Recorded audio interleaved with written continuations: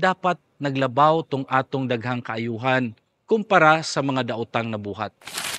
Mayong adlaw mga igsoon, kini si Father Bombit, kasamtangang vocation director sa mga Redemptorist ug karon ania sa Sugbo na destino.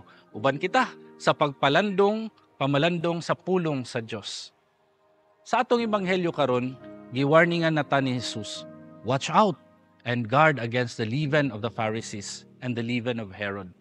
Mao ni ang mga kalibutanong mga kinaiya, pamatasan ug kaalaot nga sukwahi sa values sa gingharian sa Dios. Mao nga importante ang discernment, ang pagpamalandong kanunay. Aduna ko'y amigo si Kuya William, amahan kini siya sa akong estudyante sa una. Ganahan jud ko sigig paminaw niya kay tungod lagi maguwang kayo nako, daghan sad siya mga practical tips, wisdom nga ginapaambit kanunay. Maswerte jud ni siya sa iyang kinabuhi kay self-made man siya. Nidako nga namaligya og sigarilyo sa South Bus Terminal. Apan kay porsigido lagi nakahuman jud sa pag-eskwela og nahimong batikang accountant.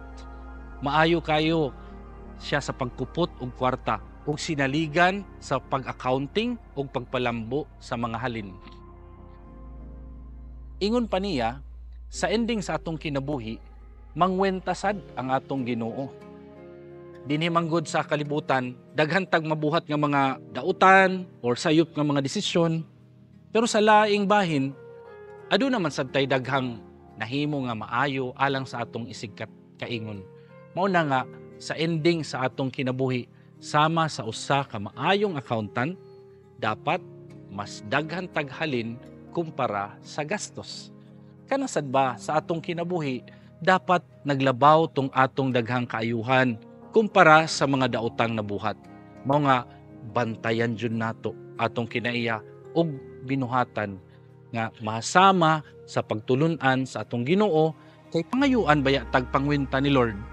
Dapat daghanon nato ang atong good deeds kontra sa mga daotan, sama sa pagigugma, pagtabang sa uban, pag-unong ug pagpaid sa mga hinikawan ug mga naglukdo og problema. Mag-alagad ta sa simbahan ug sa katawhan. Mao ayaw paghimantay kundi pagbantay sa kaugalingon. Amen.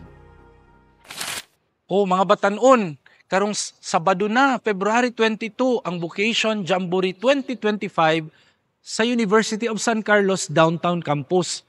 Ayon na pangitag science, register na mo, walk-in, aron mo samot pa jud ang inyong kalipay. Tambong baya mo ha?